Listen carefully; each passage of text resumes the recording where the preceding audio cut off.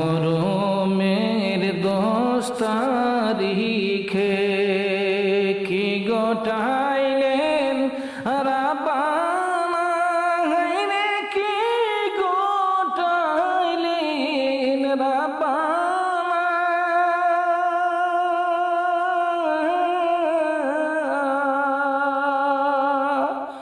কলিজা মোর ফেটে যায় গো, করিতে তার বর্ণনা। মহরমের 10 তারিখে হাসাইন শহীদ জোহরেতে, হুসাইন শহীদ কারবালায়, হায়রে হুসাইন শহীদ কারবালায়। জয়নাল আবদিন বন্দি হইল এজিদের জেলখানায়। মহরমের 10 তারিখে কি গোটাইলেন রাব্বানায়, হায়রে কি গোটাইলেন রাব্বানায়। কলিজা মোর পেটে যায় গো, করিতে তার বর্ণনা। এবার তো বলে, তো আমি এটাকে সমর্থন করি। এর পরের যে কলিটা, এর পরের কলিটা এবং তার সাথে কিছু অ্যাড করে, সেইগুলো আমি সমর্থন করি না। ওরে আমার বন্ধু, ওরে আমার বাবার, আরে আমার, আমি সেই গজলটা পুরাটাই আমি সমর্থন করি, কারণ গজলের ভিতরে প্রত্যেকটা কথাই সত্য এবং কারবালার সাথে জড়িত।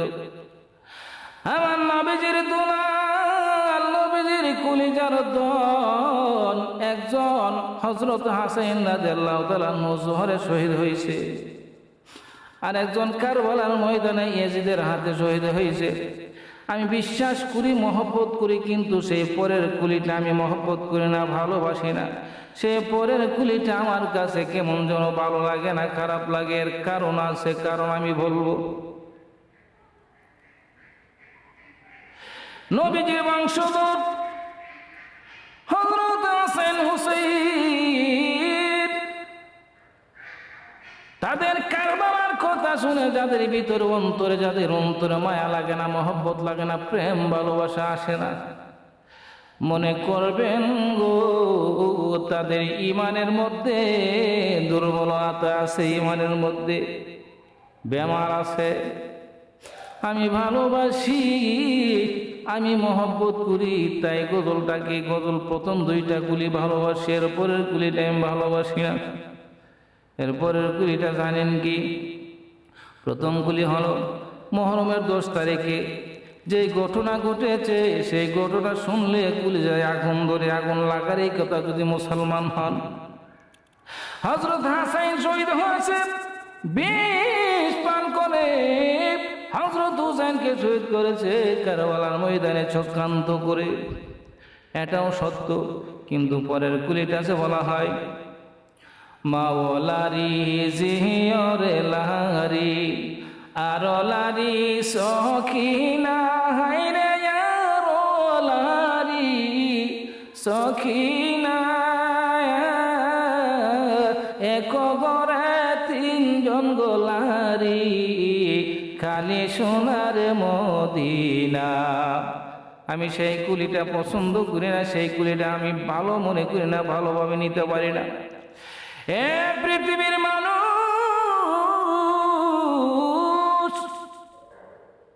আহলে বায়াতের মধ্যে, আহলে বায়াতের যতগুলা সদস্য আছে গো, এর মধ্যে হযরত আমার নবীজির কলিজার দোন হযরত হুসাইন এবং হযরত হাসান রাদিয়াল্লাহু তাআলা আনহুমা 2 ভাই পৃথিবীর সমস্ত মানুষের সম্মানের চেয়ে তাদের সম্মান আরো অনেক বেশি। পৃথিবীর যত মানুষ, সব মানুষের মানুষের সম্মানের চেয়ে গো তাদের সম্মানটা আমরা বেশি মনে করি, ইজ্জতটা আমি বেশি মনে করি। এবং তাদের শানে যে কথাটা বললেন মাওলারি জিওলারি, এই লারি শব্দটা আমার কাছে সবচেয়ে নিম্ন স্তরের একটা বাক্য মনে হয়েছে। এই লারি শব্দটা তাদের শানে আমি শোভা পাইছি না রে ভাই। ওরে ভাইয়ের আমার, শোনো রে, মনের কান দিয়ে শোনো, দিলের কান দিয়ে শোনো। ওই লারি শব্দটা অনেক নিচু স্তরের একটা শব্দ, নিচু স্তরের একটা শব্দ। এমন কিছু দেশ আছে সেই লারি শব্দটাকে গালি মনে করে।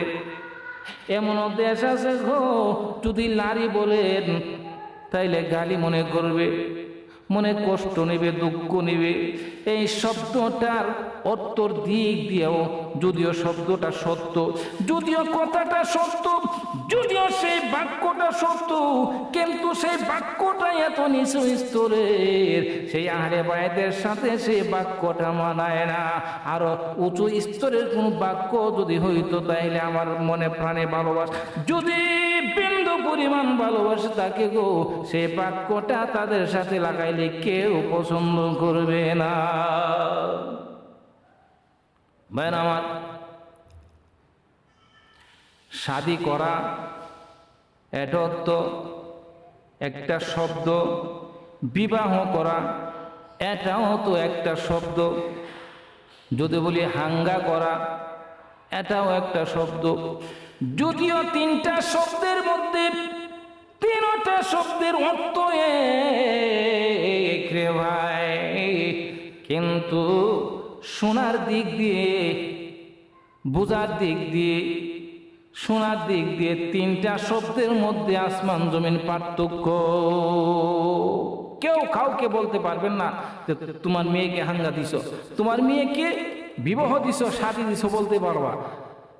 অর্থ এক হলো, সে বাক্যটা কেউ বলবে না, কারণ সে বাক্যটা সবচেয়ে নিম্ন স্তরের। যদিও অর্থ এক, তেমনি ভাবে লারি লারি শব্দটা, যদি আপনার স্বামী মারা যায়, আপনাকে যদি বাপ মরলে বাৎসরিক করে, বাৎসরিক যদিও বেদাত তারিখ ধরে সে বাৎসরিক করা ঠিক না, জায়েজ নয়। বেদাত তারিখ ছাড়া মা বাবার নামে খরচ করা, মন প্রাণ দিয়ে খরচ করাটা কোনোদিন বেদাত নয়। যদিও রে ভাই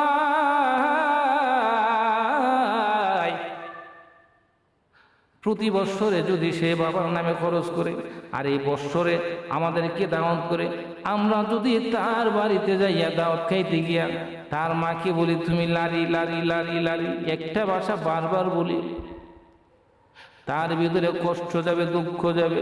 কারণ লারি শব্দটা সবচেয়ে নিম্ন স্তরের এবং সবচেয়ে ছোট একটা বাক্য, যে বাক্যটার নিচে আর কোনো বাক্য হইতে পারে না। যদি সাধারণ একটা মানুষের নামের পাশে লারি লারি বললে সে দুঃখ পায়, আহলে বাইত হযরত হাসান হোসেন বংশধরের নামে প্রতি বছরে সিজন আসলে মাওলারি জিওলারি লারি লারি লারি লারি, সেই কথাটা তোমাদের মুখে কেমন করে শোভা পায়? তাদের সম্মানের সাথে তো আর পৃথিবীর কোনো মানুষের সম্মান নাই। তাদের সম্মান আকাশচুম্বী, এত সম্মান পৃথিবীর কোনো মানুষের হতে পারে না। তাইলে কেন গো সেই ছোট একটা বাক্য, সেই অর্থের দিক দিয়ে যদিও এক, অর্থের দিক দিয়ে যদিও সত্য, কিন্তু এই বাক্য তাদের সামনে আমি শোভা পাই না, মনে করি শোভা পাবে না। এই জন্য আমি আগের বাক্যগুলোকে যদিও পছন্দ করি, এই বাক্যটাকে আমি পছন্দ করি না। আর এই বাক্যটার জন্য পুরা গজলটাকে আমি পছন্দ করি না। তারপরে গজল যখন টান দেওয়ার পরে যখন গজলটা শেষ করার পরে একদল যুগালি আছে, যুগালি বলে কি হাসান হুসেন, আমি এইটাকেও পছন্দ করি না। ওরে ভাই আমার বন্ধু, ওরে ভাই মনোযোগ দিয়ে শুনো রে, এই বাক্যটাকে পছন্দ করি না। সাধারণ একটা মানুষের নাম বেগড়ায়া ডাকলে, নাম বেগড়ায়া ডাকলে তখন শরীয়তের দৃষ্টিতে কবিরা গুনাহ হয়। শরীয়তের দৃষ্টিতে হাসর ময়দানে আপনাকে জবাবদিহি করতে হবে, কারণ কবিরা গুনাহ করে ফেলেছেন। আর হযরত হাসান, হযরত হুসাইন, যার কলিজা, যার আত্মা ছিল হযরত নবী সাল্লাল্লাহু আলাইহি সাল্লাম, মা ফাতেমা জুনুনের দুই সন্তান, হযরত আলীর সন্তান, আমার নবীজির কলিজার দোম হযরত হাসান হুসাইন নাতি, এবং খাদিজাতুল কুবরা যার নাতি, তাদের নামটা আপনি নেবেন, বেগড়ায়া নেবেন গো। সেইটা কেমন করে হয়? হাসেন হোসেন। একজনের নাম সলিমুল্লাহ, এর আব্বার সামনে ডাকছে এ সুইল্লা। তার আব্বা কেমন কষ্ট পাবে, দমক দিয়ে বলবে হে বিয়াদবুরি, এ নামটাও ভালোভাবে বলতে পারলি না। যদি সাধারণ একটা মানুষের নাম বিজ্ঞান ডাকলে তার মনে কষ্ট আছে, হযরত নবীজির কলিজার দোন হযরত হাসান হযরত হুসাইনের নামটাকে হাসেন হুসেন বলবেন। হাসরের ময়দানে আপনারা জাহান্নামী ছাড়া আর কোনো জায়গায় যাইতে পারবেন না। এটা হলো একটা। এখন বলতে পারেন যে এটা কোত্থেকে আসলো? এটা একটা চক্রান্ত। হে ভাইরা আমার, শোনো রে, মন দিয়ে শোনো, এটা একটা চক্রান্ত। চক্রান্তটা হলো, যদি আপনি হযরত হাসান হুসাইনের সরাসরি বিরোধিতা করেন, কেউ মানবে না আপনার বিরুদ্ধে, আর আপনার বিরুদ্ধে যুদ্ধ ঘোষণা করবে। হযরত নবীজির বিরুদ্ধে যদি সরাসরি কিছু বলেন, আপনার বিরুদ্ধে যুদ্ধ ঘোষণা করবে। এই জন্য নাম চক্রান্ত করি, সরাসরি কিছু না বলে গো